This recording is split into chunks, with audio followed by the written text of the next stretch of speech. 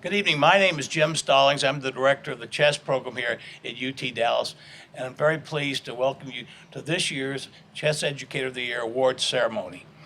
And this will be, it's hard to believe, it's been like our 17th year, I believe, something like that. It's really been quite a few of these ceremonies. So to get us started here, I'd like to introduce the Dean of the Libraries, Ellen Safely.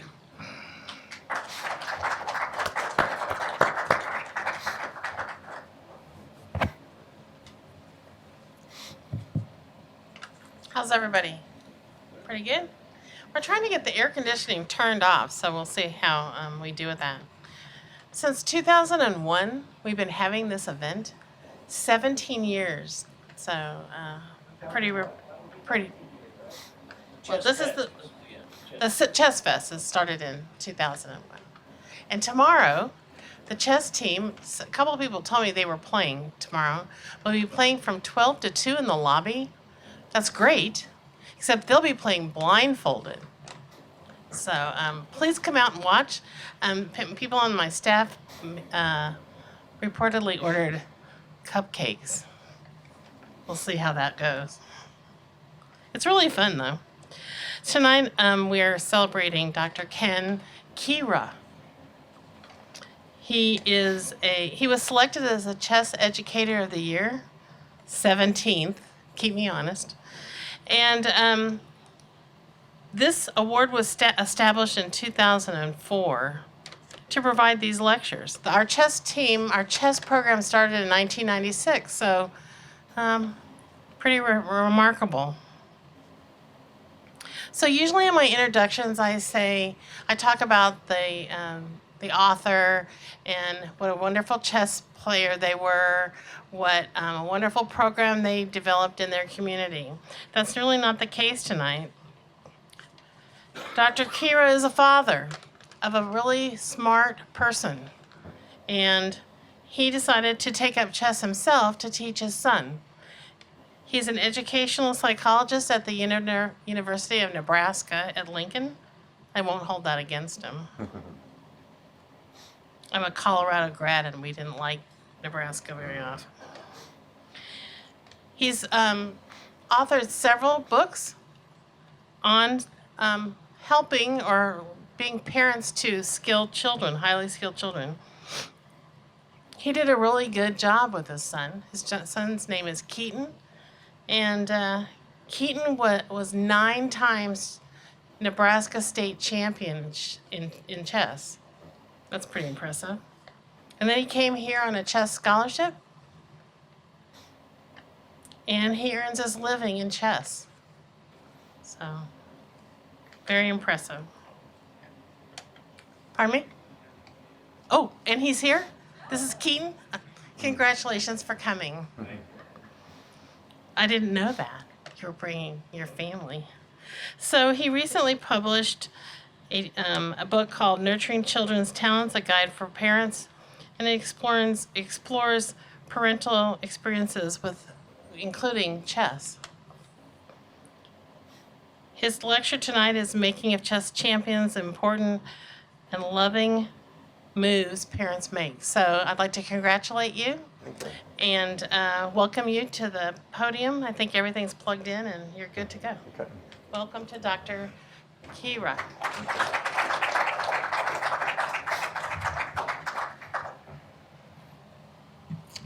Hi, everybody. Ellen, thank you so much for that introduction. I really appreciate it. Yeah. So, when Jim Stallings made the call and invited me to be the UT Dallas Chess Educator of the Year, me, I was astounded, honored, humbled to be among the ranks of these distinguished chess educators, these chess luminaries, and in one small way, be forever linked to the greatest collegiate chess program in the world. Yeah, how about that? How about that? So it's amazing. I'm astounded and honored. And for that, I thank you, Jim, And I thank Coach Sidora, Tim Steiner, Dean Safely, Associate Provost Kratz, and Alexi, where are you? Alexi, thank you so much for nominating me. I appreciate that. The third installment by Friday, okay? Yeah, okay. Nothing like making a joke that insults both of us, right? Yeah, okay. Okay. So thank you very much, Lexi. So we're going to talk chess, but we're going to start in a different place, far from the chessboard. Because I reckon you city slickers ain't never paid no never mind to this young cowpoke with the calf in her hands and the rope in her mouth. You know, she ain't from these parts. She ain't from the Big D. She's from a little town in central Nebraska known as Broken Bow. It's a town no bigger than a June bug, only has one traffic light, and it's a blinker. Yeah, so this is Jade, and you know what? She's a national high school rodeo champion. Now, you're probably wondering two things. Where did a guy from Long Island get such an authentic Texas twang? And you're probably wondering how Jade got to be so good. Well, a lot of her success comes from her parents. Jade's parents chose to have this sprawling ranch in central Nebraska as a wonderful place to raise their children. Jade's parents were horse trainers. They did a lick of rodeo riding themselves. And so by the time Jade was 3, she was galloping bareback on her little pony across the fields and prairies. And it wasn't too long after that she was practicing her rodeo craft. And not too long after that she was practicing 5 or 6 hours a day. With her parents by her side, literally teaching her the ropes of calf riding, calf roping, pole riding, etc. So that's how Jade got to be so good. Now you're probably also wondering, what on earth does this have to do with chess? And the answer is pretty much everything, because whether it's rodeo riding, or chess, or music, or art, or swimming, or baton twirling, parents seem to play a highly important role. They play a lot of strong and loving moves. Now, I want to give you a little bit of background about my chess educator role and perhaps why I'm here tonight. And as you heard, it all kind of started with this guy over here, with my son, Keaton. As a youngster, he was interested in chess, and soon passionate about chess, and soon becoming quite good at chess.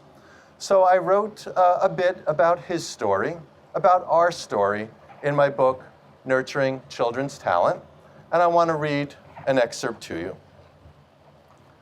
When my first child, Keaton, was born, I had no intention of introducing him to chess and developing his chess talent. I was not a chess player myself, and like most parents, I just wanted him to be healthy and happy. I never anticipated he'd become a 6-time national scholastic champion, earn a college scholarship, achieve the International Chess Master title, and become a leading player and coach. And I never imagined the essential roles I'd play in his development. When I tried to help him, there were really no resources that I could consult. And as I was trying to play my best moves, I was certainly uncertain about how to best help him. So I wrote, as I did these things to support Keaton's talents journey, I never did so with complete certainty or conviction. I wondered if I was doing the right things, if I was doing enough things, and at times, if I should be doing these things at all. So faced with these questions about how to help Keaton in chess, I donned my educational psychology cap, and if you can believe everything in the press, I grabbed a baseball bat and a trumpet, and I set out to understand talent development. I interviewed dozens and dozens of highly talented people and their parents across a wide range of domains.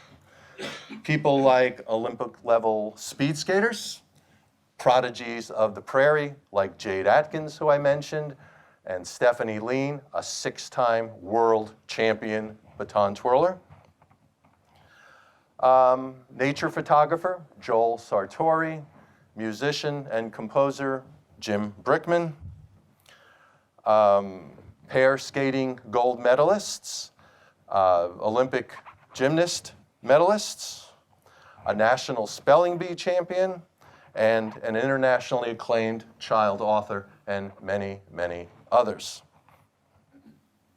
In the chess world, Grandmaster Robert Hess, Grandmaster Daniel Naroditsky, International Master John Bartholomew, Grandmaster Caden Troth, Grandmaster Mark Arnold, and International Master Danny Wrench. And I'm sure many of these people are highly familiar to you. So, with my findings, I took on the chess author role, and I published my work in chess books, like this one edited by Tim Redman. Do you all cheer for that? Okay, yeah, good, all right, yeah. A book on talent, academic journals, Chess Life, weekly newspaper columns, and then the book that's been mentioned, Nurturing Children's Talents. And my work has also been disseminated through talent interviews, thanks to chess author Dr. Alexei Root. Okay, so that's sort of my journey as chess educator. Driving all this work were two central questions. One is, how do some kids get to be so good so fast? And then my primary question, what role do parents play in the nurturing of talent development? So I'm going to make 7 points tonight regarding these questions and answers. And of course, we begin with the opening, because right from the opening, parents do indeed play some very strong and loving moves. Okay, what do you think? E4? D4? G4? Yeah. All right, so point number 1. Parents understand that talent is made, not born. You all know this chess luminary, this chess prodigy. Of course, this is Bobby Fischer. And Bobby Fischer is an amazing study. He was a US champion at age 14. He was the youngest grandmaster ever at the time at age 15. You hear those numbers and you think, well, chess talent must be born. But when you know the rest of the story, you come to understand that Bobby Fischer would set up chess positions and play both sides of those positions for hours on end. Everywhere he went, his little magnetic set went with him. In school, when he was supposed to be reading his textbooks, he would tuck chess magazines into the books and read those. He would dash down the street at lunch and play chess with a chess master. In the evenings, he would frequent one of the wonderful New York chess clubs like the Manhattan, the Marshall, the Brooklyn, and he'd play chess there till 11 o'clock at night. His mom would have to come and drag him home. And of course, he dropped out of school entirely by the age of 16 to focus on chess. His talent wasn't born, it was made. The other thing to know, though, is that it wasn't made overnight. It wasn't until Fischer, I believe, was 29 years old that he won the world championship. And this is what we see in the world of talent over and over across all domains, that it's no quick fix, that it virtually takes a lifetime to become highly talented and make incredible accomplishments like Bobby Fischer, like Mozart, like Picasso. None of those people achieved anything significant in fewer than 10 years. So talent indeed is made, but made over a long period of time. Just like chess players like to develop their pieces early, parents of chess players like to develop their children early. And talent usually is, very many children are born into the talent area. They're born into a home where the talent is already at work. Either the parents are talented themselves, or at least very interested in the talent domain. So, you've met one crazy educational psychologist with a chess child here tonight. Here's another one. This is Laszlo Polgar, a Hungarian educational psychologist who had the harebrained idea that he and his eventual wife, Clara, were going to raise chess champions. They didn't like the idea of their kids going to school. They felt that schools had a leveling effect, a mediocre effect on children. So they said, we'll homeschool our kids, but we're going to do better than that. We're going to make them highly talented in some domain. And they chose chess, one because Laszlo was a recreational player, but another because chess is very objective, very quantifiable with its titles and ratings. So, it was easy to measure the progress of their children. And sure enough, as the children came along, 1, 2, 3, each one was introduced to chess at a very young age, probably by about age 3. And the kids took to chess. It was taught to them in a fun and friendly way.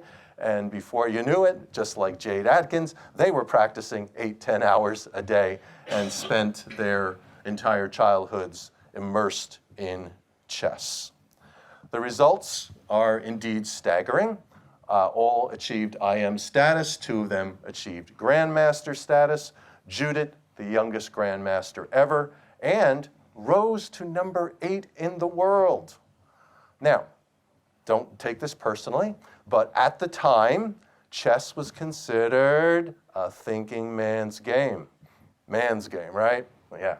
So it was really inconceivable that a woman could be this successful, because at the time, no woman had ever cracked the top 100. And here comes Judith with amazing results. So the Polgar experiment shows the benefit of starting early and continuing on. Now, as I say this, chess and other talents don't necessarily have to begin in the home, especially when you have amazing teachers, I'll mention here in a moment. But think about this. Chess talent took hold in places where you might not think it would. In poverty-stricken South Bronx, in rural Franklin County, Mississippi. And thanks to charismatic and skillful teachers like David McAnulty in New York and Jeff Boolington in Franklin County, Mississippi. And what else do those 2 teachers have in common? They stood here, Chess Educators of the Year. Yeah, but both of them were able to teach their youngsters that chess pieces don't care about your annual income, your race, your zip code. They simply care about how much you practice, how hard you work, and how much you learn. All right, the middle game, a time of great sacrifice. Yeah, a great sacrifice. So a third point is that parents arrange instruction for their children, and most start out with a coach, a mentor, who makes chess or other talent domains a lot of fun. Benjamin Bloom, in his wonderful book, Developing Talent in Young People, talks about how there's often a progression, a succession of mentors that talented people work across. And it's really important that that first one be fun. Hook the child in. Make the domain interesting and fun. And such was the case for young Josh Waitzkin in Washington Square Park, where he learned chess among the money-exchanging, fast-talking hustlers in the park there.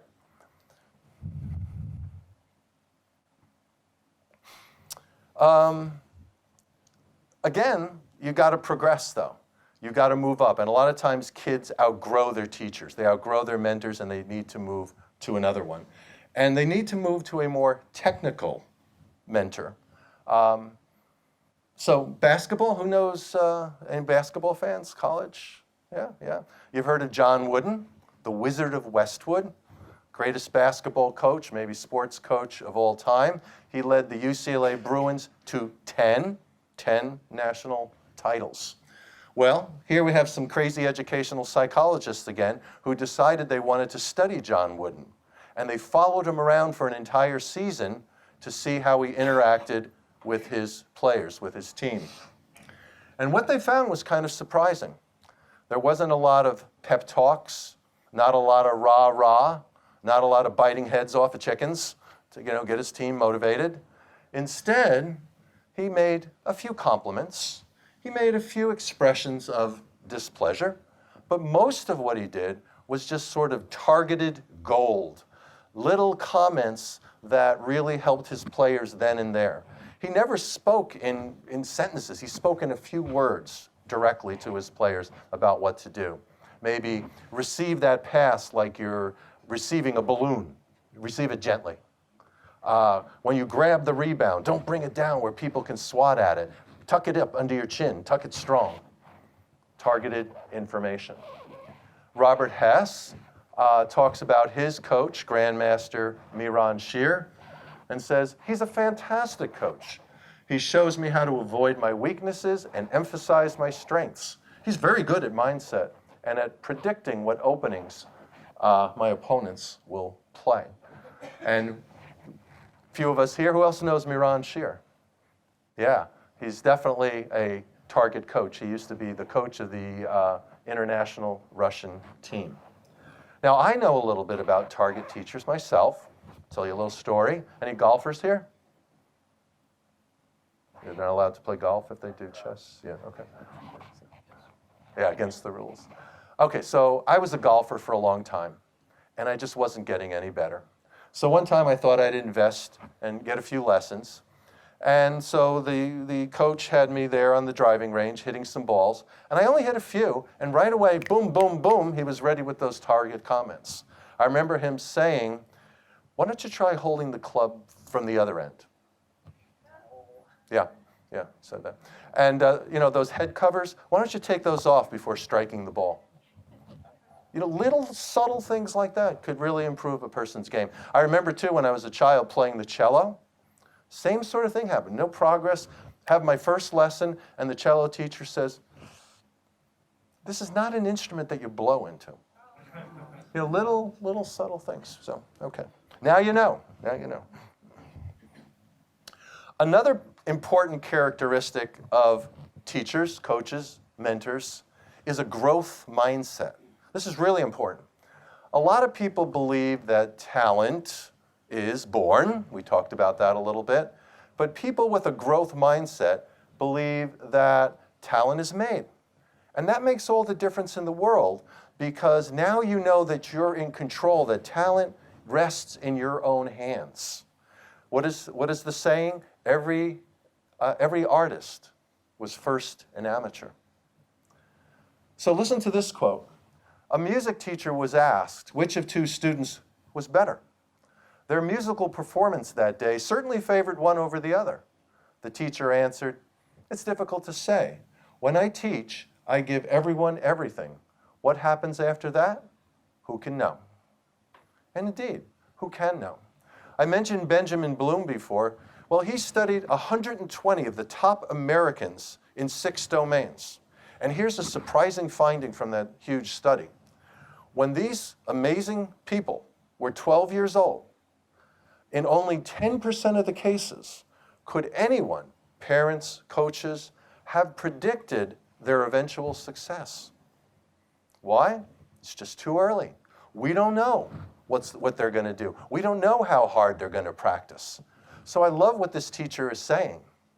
And this is the kind of teacher you want. If somebody says, I only work with talented kids, yeah, don't walk away, run. Because you want a growth mindset teacher that realizes that everyone has potential. And, the game doesn't always go to the one who moves first. A fourth point is that parents facilitate practice. An early start and good instruction could certainly put one on the road to UT Dallas chess, but only practice, practice, and more practice can ultimately deliver her. Practice is hugely, hugely important. But we're not just talking about hours of practice, we're talking about the right kind of practice, deliberate practice. Because when you practice in the right way, amazing things happen. Miracles occur. You begin to think differently. You begin to think in patterns and chunks, things that you would not have seen ordinarily. All of you guys can read. Think about it. At one point, those were just hundreds of squiggles on a printed page. But then, because you practiced and practiced and practiced, those squiggles became letters, and those letters became words, and those words became sentences, and those sentences became ideas, and you were able to do with one stroke of attention what in the past might have taken you 10 or 12 strokes of attention. That's the beauty of practice. And in chess, there's a wonderful experiment that was done quite a while ago and has been replicated many times. Chess novices and chess experts are shown chess positions. And they're shown these positions for just a few seconds, like 5 seconds. And then the pieces are swept from the board. And the chess players are asked to reposition as many pieces as they can accurately. Well, chess novices faced with this task can reposition maybe 5 or 6 pieces, well in line with the limitations, the constraints of our memory. We do not have good memory systems. Chess experts, meanwhile, reposition virtually all the pieces. And why is that? Because they don't see 20 or 30 bits of information or separate pieces scattered around the board. They see meaning. They see meaningful chunks. Maybe they see kings castled to opposite sides and protected by a wall of pawns. Maybe they see tension in the center of the board. But they see, again, in one stroke, what others may take 10 or 12 or never see at all. And that's how you get expertise, is through that kind of intentional, deliberate practice. In the world of chess, a great example of this is Caden Trough and his father, Dan, because what we often see is parents helping their children to practice. So Dan, on his lunch hour and in the evenings, would read chess books. He would watch chess videos. He would study grandmaster games, and he would do all this to create a chess book to help Caden study chess effectively. But he did something else that was very important. He would sit in on Caden's lessons, or listen in if they were by phone, and he would take copious notes, and then he would use those notes to help Caden study. He would reinforce what the teacher was teaching.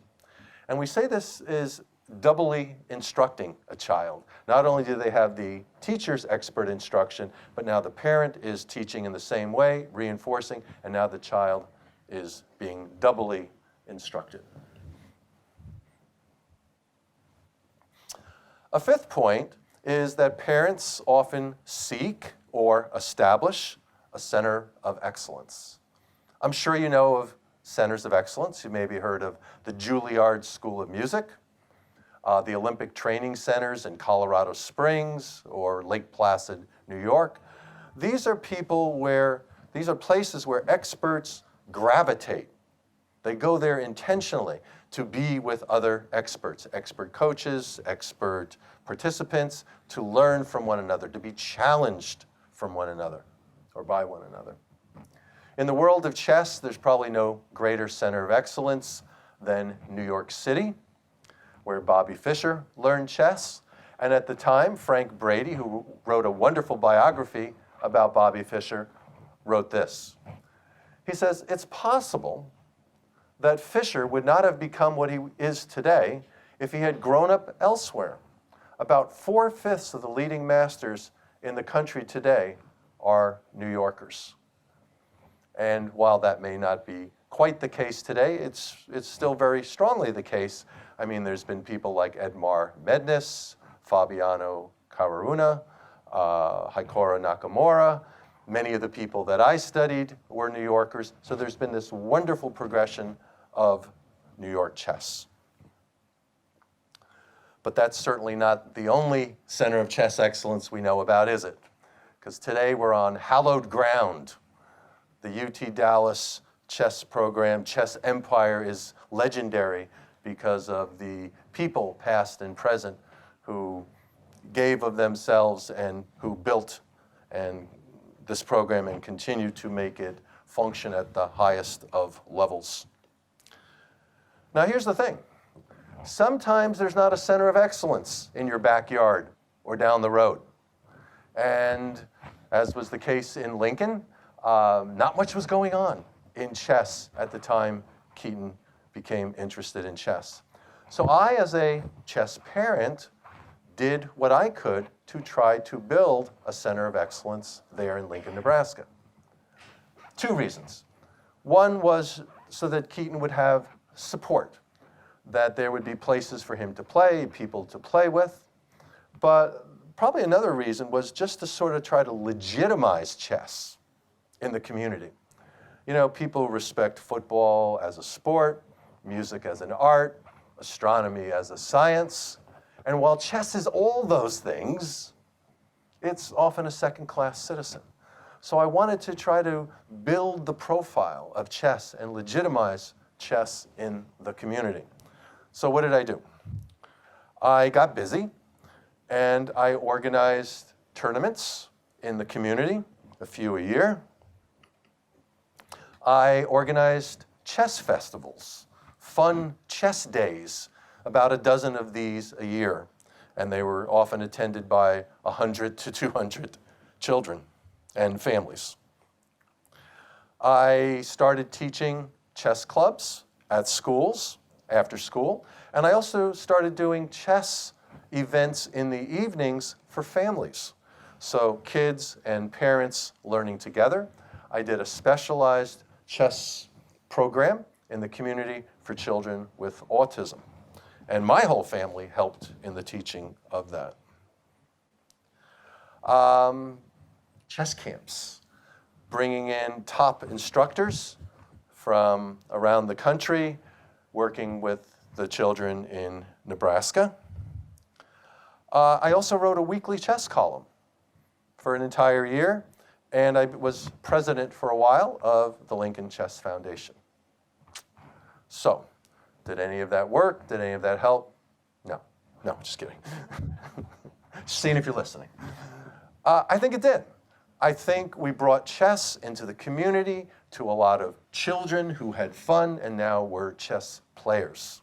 And I think it helped Keaton in building a culture where he could thrive and continue on as a player and coach. So again, the idea of trying to build a center of excellence, a talent hotbed, right in one's community, I believe is possible.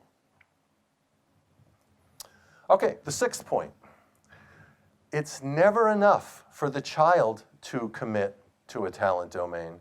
Parents often must commit as well. Here's what one chess parent said.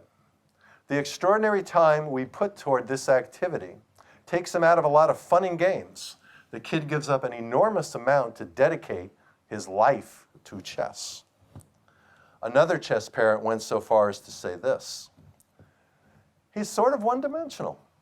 It's chess, and the stuff outside of chess is not strong. He doesn't do much outside of chess. He's just dedicated his life to chess.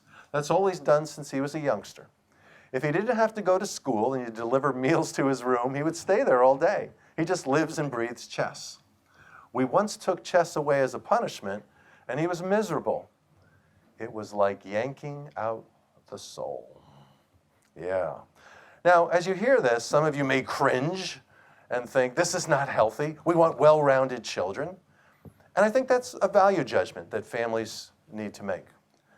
I, for one, am glad we have Mozart and Picasso and Bobby Fischer and Marie Curie and Carl Sagan and Tiger Woods and Serena Williams, because these are people who, in their single-mindedness, became great, became outstanding, became highly talented, and I believe made the world a better place.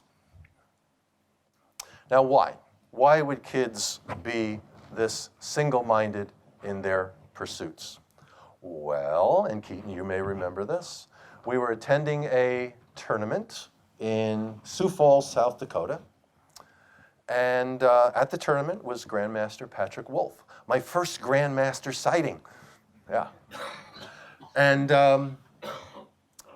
it was late in a round, and it looked like Patrick had his game in control, and he was just sort of wandering about the room. So I seized on the opportunity. I went over to him and I said, Grandmaster, you know, and I'm going to ask this because I'm an educational psychologist, hungry for knowledge about talent. And I said, Grandmaster Wolf, you got to tell me, how did you get here? And he looked at me quizzically and said, well, I flew out of Boston and landed in Sioux City and took a puddle jumper to Sioux Falls. After I rephrased, he said, oh, that's easy. Passion. I love this thing. I love chess. He said, when I was a kid, I would get up 2 hours early every day and study chess for 2 hours before school. He said, you can't make a kid do that. Parents can't push a child to do that. This is what someone does when they have a love, when they have a passion for something, the way I do for chess. On the parents' side of the commitment and sacrifice, here's what one parent said. You have to be willing to pay the price. If you're not, it won't happen. It's a huge burden, absolutely. It's not overstating that our life is entirely structured around his chess. I spend several hours a week managing his chess career.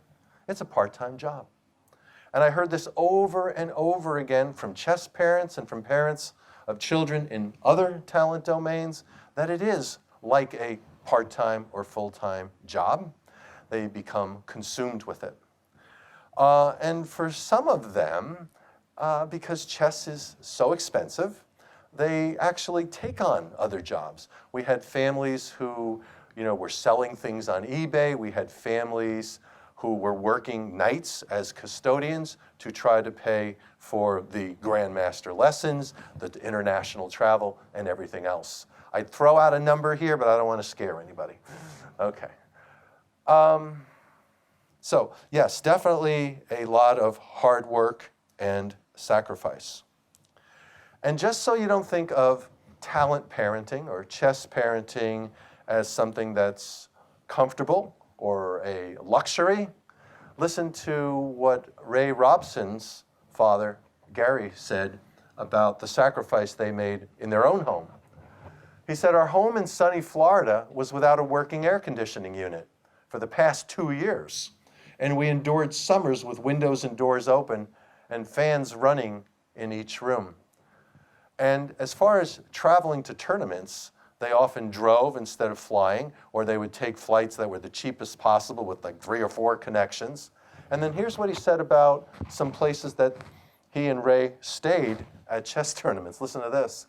We slept on a hard floor in an unkempt room where cats wrestled over us and chewed our hair each night, and where cat dander was so heavy that Ray had mump-like bumps on his face. You want to catch him in that next round, I think. Right? So, yeah. Okay, the end game, the final push. When I ask parents, why? Why do you do this? Why do you commit? Why do you sacrifice? I get a few answers.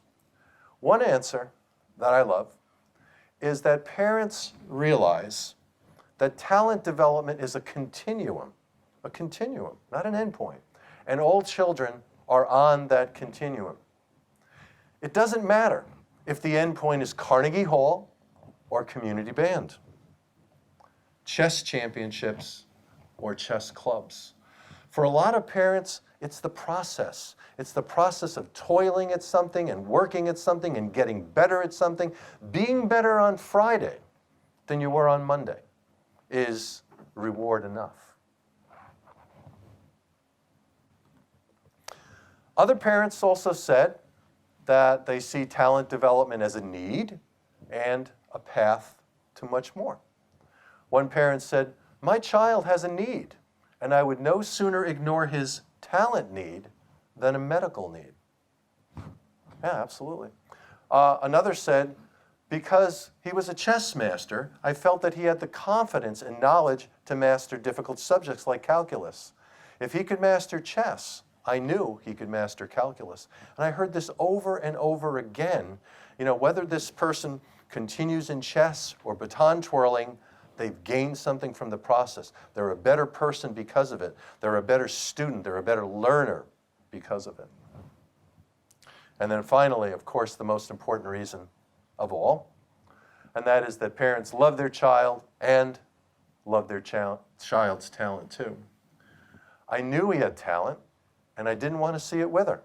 If you're really good at one thing, you're very, very fortunate. So I just wanted to encourage that in him. I was proud of his skill. I just knew it gave him joy. And this parent said, nurturing talent is a labor of love. Because he's my son, and I want him to be whatever he can be. And if it happens to be chess, then that's what I want for him. I want him to be happy. I love my son, and I love his chess too. And Gary Robson said, I have no regrets because everything I did in the past has brought my son into my life. I feel lucky to share this with my son. And I feel very fortunate, too, to share in the talent journeys of my children. Thank you.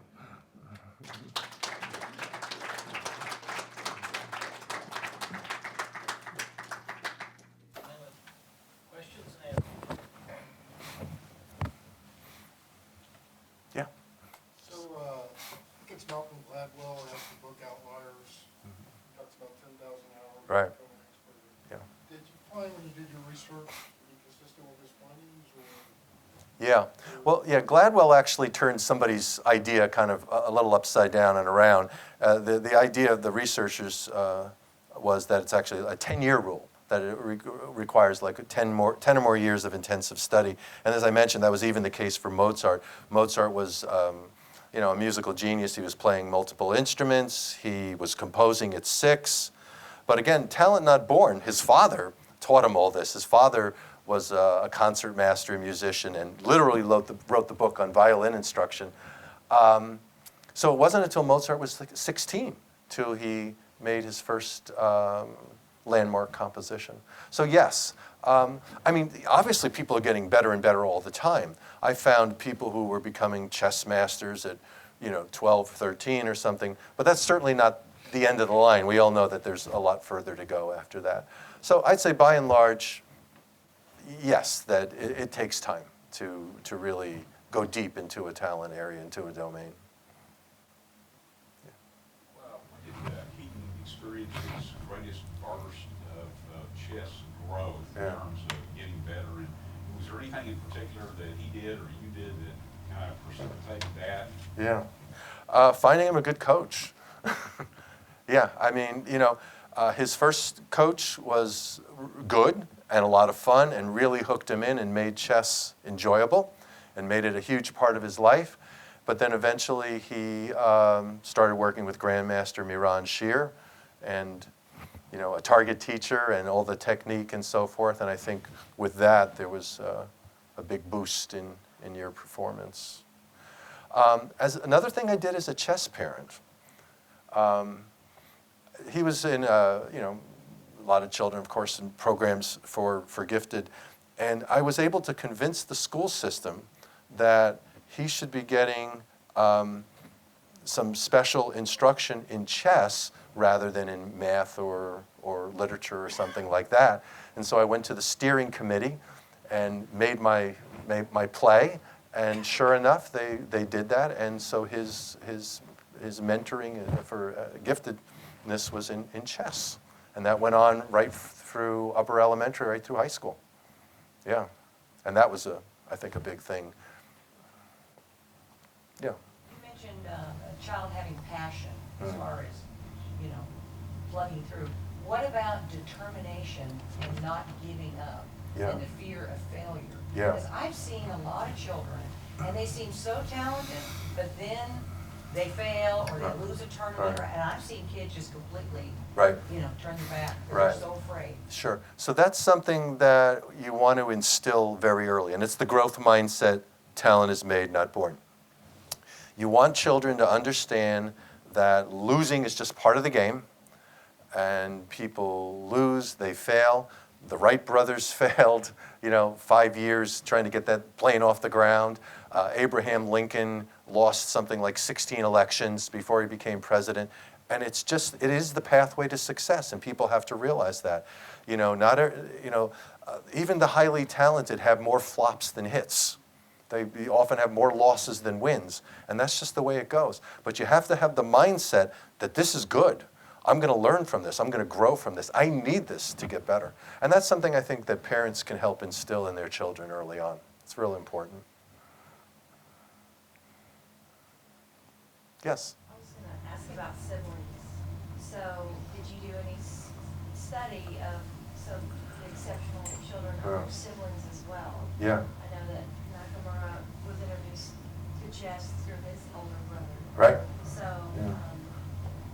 how did that dynamic? Sure. So kids kind of go one of two ways. There's either sibling differentiation, where I'm going my own way, and there's footstep following, where you kind of follow in the footsteps. So there are instances where people are talented. Number one, it's rare to be highly talented. So for one family to have a highly talented person is exceptional, and for them to have more than one is really exceptional. And we actually have studied that where siblings are highly talented. We studied twice we studied different sisters in volleyball who were extremely talented. We studied a Major League Baseball player and his sister. We studied the gymnasts who you saw earlier. So in some cases, same domain. In some cases, different domains. So yes, it's certainly possible to have talented siblings in the same family. The reason why it's not as common, I think, is because when you're pouring everything into the talent development of one child, it's maybe sometimes hard to do that for other children, not intentionally, but I think sometimes, we hear that from parents and families, that one of the children sort of gets the short end of the stick. But we also hear families say that, maybe the dad is working with this child in baseball, the mom is working with this child in baton twirling, and they give everything they have to both children. I remember one chess father saying, we really try to shine the spotlight on our children, but they have to realize that not every moment is theirs, that sometimes the light's going to go somewhere else. So I don't know that I really have a clean answer for you there, but yeah. Because of the older brother, Mhm. the younger sister is interested. Yeah. And has been exposed to it a lot. Right. So the exposure is there. Right. The possibility is there. Right. So just Yeah. trying to be able to Yeah. nurture that and push that. Yeah, so I could think of 3 families that I studied where it was the younger child who, it was exactly in the situation Naroditsky learned from older siblings and a dad playing with those older siblings. Caden Trough, same thing, the dad playing with the older siblings, and he's there, on the dad's lap watching and learning. In sports, it's kind of interesting. A lot of times, the best runners and running backs are late children, 4th, 5th, 6th children. And the belief there is they're playing with their older siblings who are bigger, stronger, better. And they have in their mind, you're behind, catch up. And so they work and work and work to kind of catch up to those older siblings. So I think there really is something to the younger children using that to their advantage. Mm-hmm.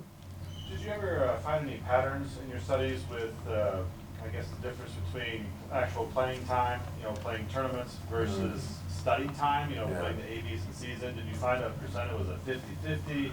Was it one way or another? Did you find any patterns in your studies? Yeah, we asked about that in one of the studies. And, because you want the emphasis to be on deliberate practice. The belief would be, just sitting down at a chessboard and playing games or playing on the internet, playing a lot of blitz isn't going to get you where you want to go. So the practice needs to be intentional, deliberate, and so forth. I think what we saw was kids doing a mixture of things. And all of them were engaged in lessons, multiple lessons a week with highly talented target kinds of teachers, which I think kind of kept them on track studying in the right way. But I mean, you guys know better than I do that if somebody's just kind of going through the motions, spending time, pushing pawns, that's not going to be the pathway to success. What else? Anybody?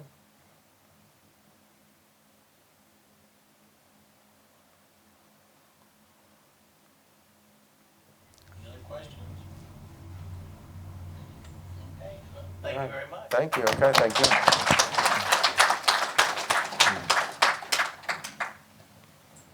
At this time, Dr. Kenneth Kratz, Associate Provost, will present the plaque for Chess Educator of the Year to Dr. Kenneth Kiewra. Happy to do so. You know, I think we've had a very public example of everything you've been telling us tonight in recent days with Kobe Bryant and his daughter Gianna. It's quite obvious that all the things that you are bidding us to practice, we'll practice there. It's Right. lovely. Yeah. But I want to thank you for coming to UTD, for sharing this with us, and for being able to be honored by us, and also for giving me a new twist on the old chestnut. How do you get to Carnegie Hall? Okay. Okay, practice, practice, practice. That's right. And love every minute. That's right, exactly. Exactly. So it's an honor to present this Thank you. plaque to you, which is a little something for you to take away to remember tonight. Hold it up Beautiful. there, Ed. Yeah. Hold it up there, yeah.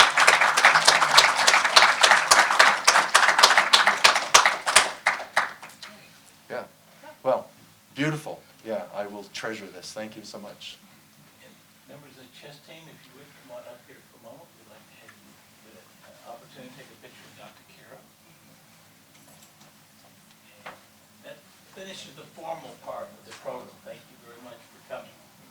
You'll add this to the chess.